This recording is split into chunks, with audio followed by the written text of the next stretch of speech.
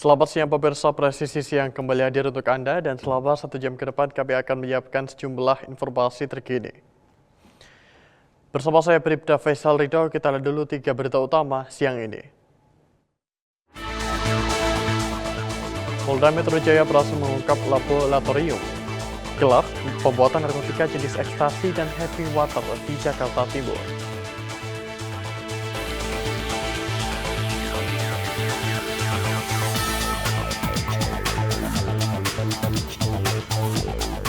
Polres Ngawi, Polda Jawa Timur menggelar penandatanganan fakta integritas dan pengambilan sumpah penerimaan anggota Polri tahun anggaran 2026 secara virtual.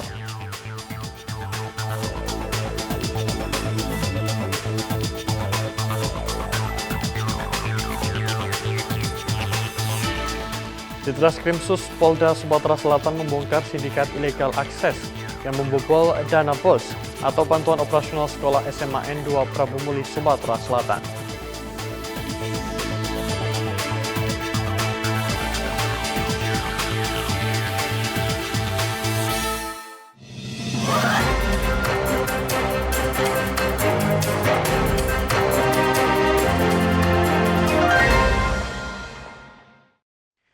Di informasi pertama, pemirsa Polda Metro Jaya berhasil mengungkap laboratorium gelap pembuatan narkotika jenis ekstasi dan happy water di Jakarta Timur.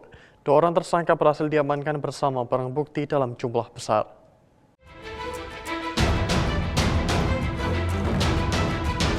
Ditres Narkoba Polda Metro Jaya mengungkap praktik clandestine lab atau laboratorium gelap pembuatan narkotika di kawasan Cipinang, Senin 30 Maret 2026.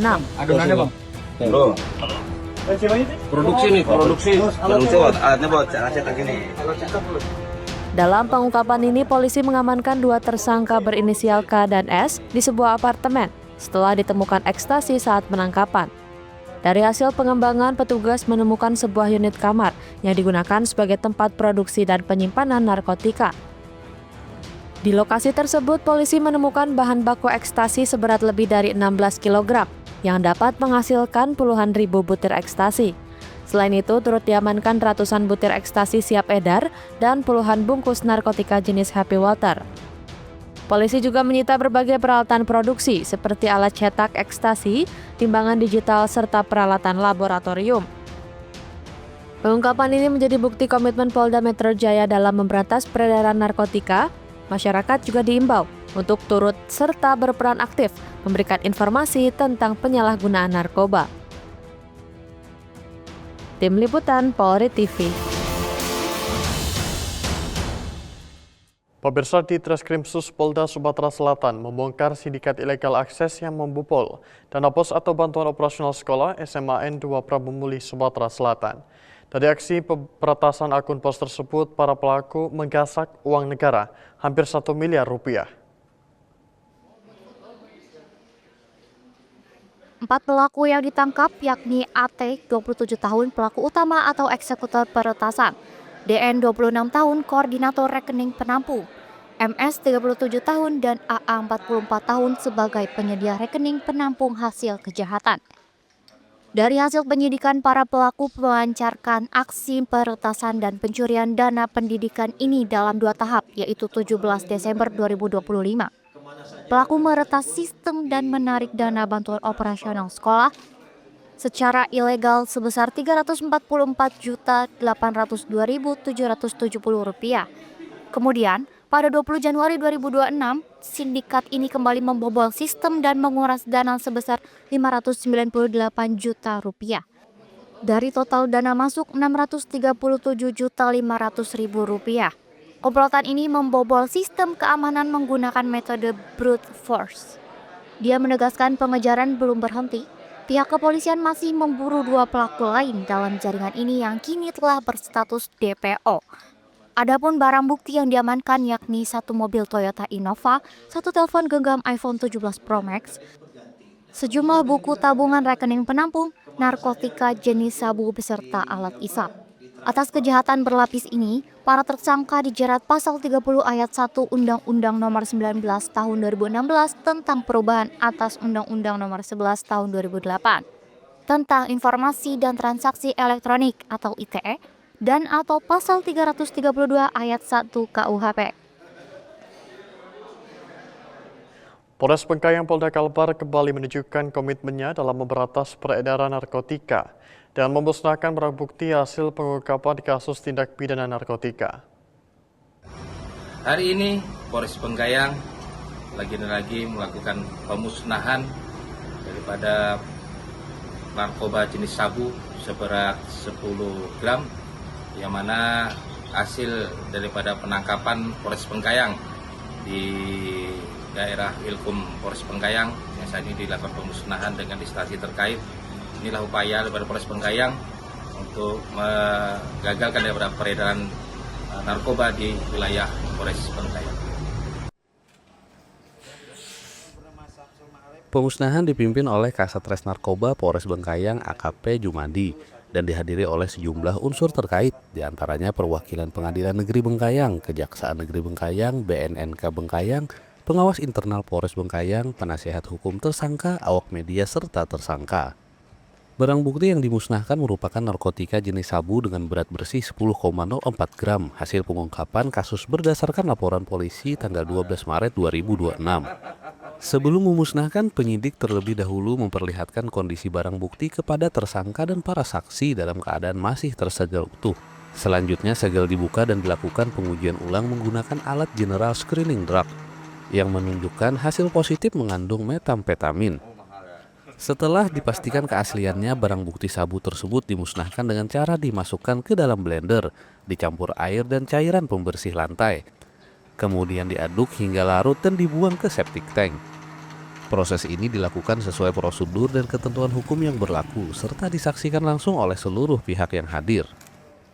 Kapolres Bengkayang AKBP Sahirul Awab melalui Kasatres Narkoba mengatakan bahwa kegiatan pemusnahan ini merupakan bentuk transparansi dan akuntabilitas Polri dalam penanganan perkara narkotika.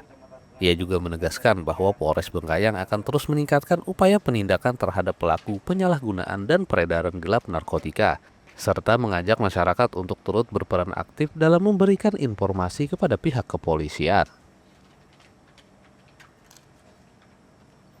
Demikianlah yang dapat saya laporkan. Saya Aibda Hendra Wiranto melaporkan dari Polres Bengkayang, Polda Kalimantan Barat. Selamat pagi, salam presisi.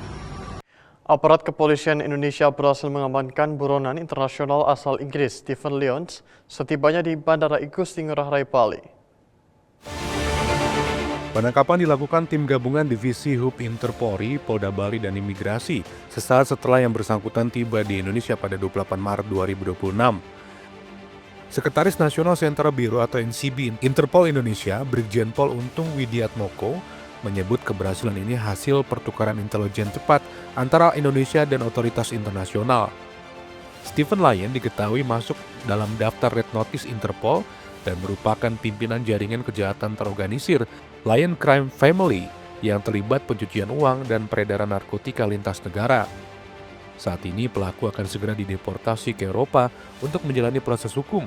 Polri menegaskan komitmennya untuk memberantas kejahatan transnasional dan memastikan Indonesia bukan tempat aman bagi pelaku kejahatan internasional. Dari Denpasar, Bali, Polri TV. Kecelakaan lalu lintas terjadi di ruas tol Pejagan Pemalang, kilometer 259 Kabupaten Brebes, Jawa Tengah. Insiden ini melibatkan sebuah bus dan mobil pick-up, mengakibatkan satu orang meninggal dunia dan puluhan lainnya luka-luka.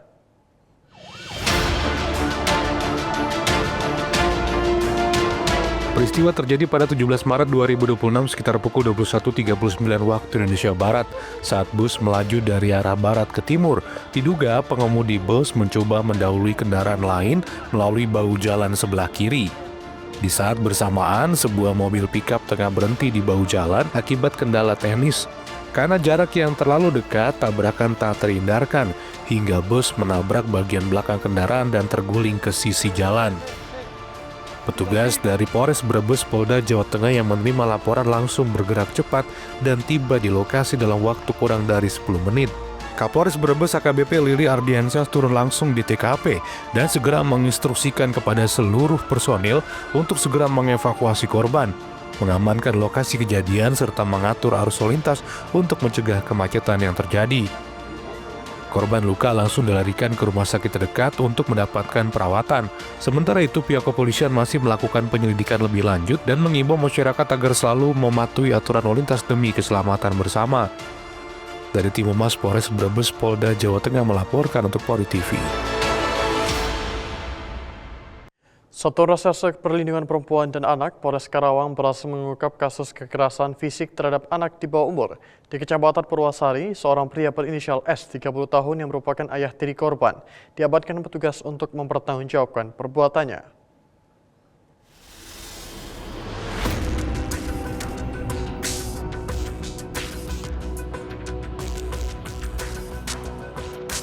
Peristiwa terungkap saat ibu korban pulang ke rumah dan menemukan anaknya mengalami benjolan di kepala serta luka lebam di bagian mata.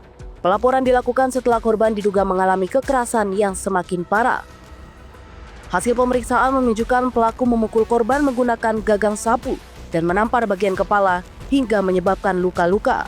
Polisi segera melakukan penyelidikan meliputi pemeriksaan saksi dan korban serta visum dan gelar perkara.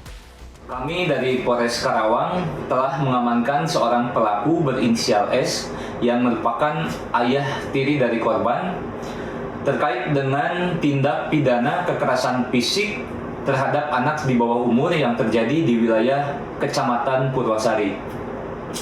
Peristiwa ini terungkap setelah ibu korban mendapati kondisi fisik anaknya mengalami luka, benjolan di kepala dan lebam di bagian mata. Kemudian setelah itu, ibu korban melaporkan kejadian tersebut kepada pihak kepolisian.